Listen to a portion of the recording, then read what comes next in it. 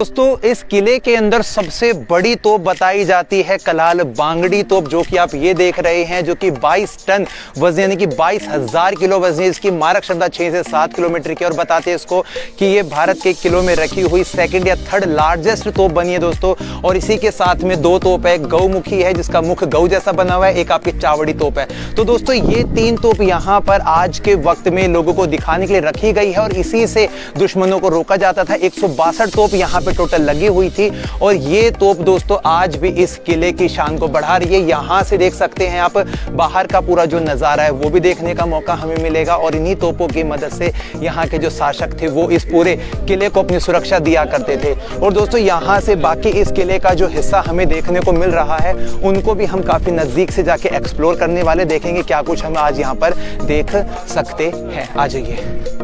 मुरुन जंजीरा के इस किले को जीतने के लिए पुर्तगालियों ने, अंग्रेजों ने, यहाँ तक कि मराठा शासकों के छत्रपति शिवाजी महाराज ने भी यहाँ पर 3 बार हमले किए दोस्तों, लेकिन इस किले को वो भी नहीं जीत पाए। और दोस्तों इस किले को ना जीतने का कारण है, यहाँ आप देख सकते हैं चारों तरफ से इस किले को इस समुद्र की गहरी गहरी इन खाइयों ने बचा के रखा हुआ है। और दोस्तों यहाँ पर आपको जितने भी बुर्ज दिखाई दे रहे हैं, इन सभी बुर्जों के अंदर यहाँ पे लगी रहती थी तोपें, और ये इस किले का दोस्तों वो वाला भाग है जहां से आप देखेंगे सामने फ्लैग टंगता था, जो कि दूर तक इस किले के होने की मौजूदगी दिखाया करता था। और दोस्तों सामने की तरफ आप इसके जितने भी भाग देख रहे हैं वो है इस किले का मुख्य भाग। सामने की तरफ दोस्तों जो आपको गांव वाला हिस्सा दिखाई दे रहा है ना, इस हिस्से को दोस्तों कहा जाता है यहाँ का मुख्य पॉइंट, जहां पर बनी है एक सुरंग।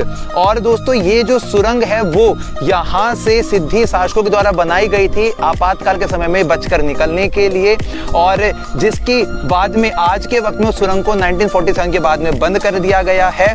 और फिर भी यहाँ पर आज हम उसके कुछ अवशेषों को जरूर देख और समझ पा सकते हैं। दोस्तों बताते हैं कि यहाँ पर शिवाजी महाराज के जो बेटे थे संभाजी राजे, उन्होंने इस किले को जीतने के लिए कूच किया था। तो इस किले को जीतने की जो योजना बनाई थी वो क्या थी, सामने की तरफ एक पुल बनाने की उन्होंने कोशिश की थी कि समुद्र के पानी के अंदर पत्थर डालकर एक पुल बनाया जाएगा जिससे कि वो इस किले में एंटर कर पाएंगे, लेकिन समुद्र की गहराई होने की वजह से पुल उनका नाकाम रहा।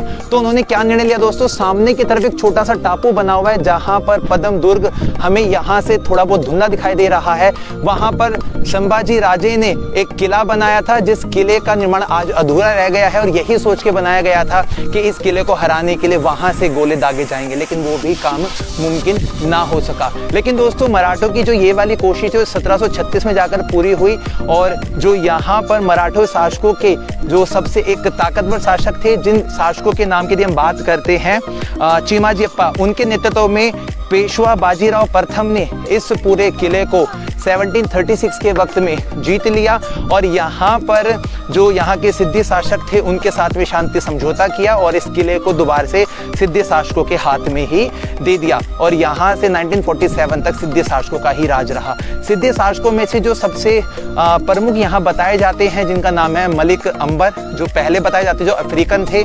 और दोस्तों उसके बाद में यदि हम कुछ और शासकों की यहाँ पे बात करते हैं, जैसे कि सिद्दी कासिम याकूत खान हो गए, जिनका शासनकाल 1670 से 1677 तक था। उसके बाद में उन्हीं के भाई थे खैरियत खान हो गए, उसके बाद में सिद्दी सुरुल खान हो गए। इन सब के मकबरे को भी हम देखेंगे दोस्तों। तो ये यहाँ के सबसे प्रमुख शासक रहे हैं। 1947 के बाद में जब ये रियासत जुड़ गई तो दोस्तों यहाँ के शासक थे वो इंदौर में चले गए। एक इनका पैलेस है जहाँ पर उनके वंशावली के लोग आज भी रहते हैं। सो दोस्तों ये यहाँ का सबसे पीक पॉइंट है, यहाँ चढ़ेंगे, इस पूरे हिस्से को हम एक बार व्यू करेंगे। आइए। मुरुड जंजीरा किले के सबसे ऊपरी यानी कि पीक वाले पोर्शन से दोस्तों हम इस किले के पूरे हिस्से को देख सकते हैं।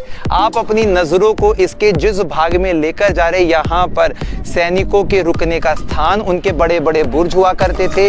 और इस वाले हिस्से में दोस्तों मैं आपको दिखाता हूँ, यहाँ पर व्हाइट रंग की आपको उस समय की एक मस्जिद दिखाई दे रही है, यहीं पे एक मंदिर बना हुआ है। सामने की तरफ उस समय का स्कूल, एक पानी का कुंड बना हुआ है। उन अधिकारियों के छोटे बड़े टूटे हुए घर हमें आज दिखाई दे रहे हैं। और यहाँ वाले पोर्शन में दोस्तों उस समय का राज दरबार बना हुआ है, जहां पर उनकी मीटिंग हुआ करती थी। देख सकते हैं इस इमारत का क्या हाल हो चुका आज के वक्त में। और यहाँ पर इसका जो सबसे बड़ा गहरा 60 फीट गहरा जो कुंड है मीठे पानी का, वो देखने को मिल रहा है। और इसके चारों तरफ फैले हुए इसके 19 बड़े बड़े बुर्ज और जिन बुर्ज के ऊपर रखी हुई बड़ी बड़ी तोपें। और दोस्तों सामने की तरफ फैला हुआ पूरे का पूरा यहाँ पर अरेबियन सी। और अरेबियन सी के साथ साथ में दोस्तों इधर वाला जो हिस्सा है देख सकते हैं कितना ये फेड हो चुका है वाष्पीकरण की वजह से। ये वाले हिस्से पे दोस्तों फ्लैग लगाया जाता था। और यहाँ पर दोस्तों सिद्धि शासकों के वक्त में 450 से भी ज़्यादा परिवार के लोग रहते थे। यहीं पर खेती क्या करते थे, स्कूल व्यवस्था यहाँ पे हुआ करती थी, सारा काम वो यहीं से चलाते थे। तो ये भी उस समय का एक हिस्सा दिखाई दे रहा है। यहीं पे उनके बारूद खाने यानी कि दारू खाने बने हुए थे, जिसके अंदर बारूद के गोले बना के रखे जाते थे। और उनको स्टोर करने के लिए जो सबसे नीचे वाला तल है उसमें उनको एकत्रित करके रखा जाता था। इधर वाले हिस्से में दोस्तों यदि हम थोड़ा आगे की तरफ आते हैं ना, तो यहाँ पर आप उस समय की एक छोटी सी तोप भी देख सकते हैं जो यहाँ पर आज गिरी हुई है। इस प्रकार की कुल मिलाकर 162 तोप बताई जाती थी। और इन तोपों को दोस्तों इस तरीके से बनाया गया था कि गर्मी में रहने के बाद भी ये बिल्कुल गर्म नहीं होती थी। इस मेटल का इसमें इस्तेमाल किया गया था। सो दोस्तों मुरुड जंजीरा किले को देखने का जो हमारा सपना था ना, वो इसलिए भी अहमियत में था क्योंकि ये एकमात्र ऐसा किला है जो चारों तरफ से पानी से घिरा हुआ है। और आज तक कोई भी शासक इस किले को नहीं जीत पाया। मराठों ने इस किले को 1736 में जीता, लेकिन शांति समझौते के बाद में ये वाला किला सिद्धि शासकों के अधीन में चला गया था, यानी कि जीतने के बाद भी जीता ना माना गया। और भारत का एकमात्र किला जिस पे पुर्तगालियों ने, जिसके ऊपर ब्रिटिश गवर्नमेंट ने, मराठों ने अपनी पूरी ताकत लगाई, मुगलों ने पूरी ताकत लगाई, लेकिन इस किले को कभी भी वो जीत नहीं पाए। सो दोस्तों इस किले को करके हमें बड़ा अच्छा लगा। अब जाएं किसी नए भाग की तरफ, तब तक के लिए जय हिंद, जय भारत।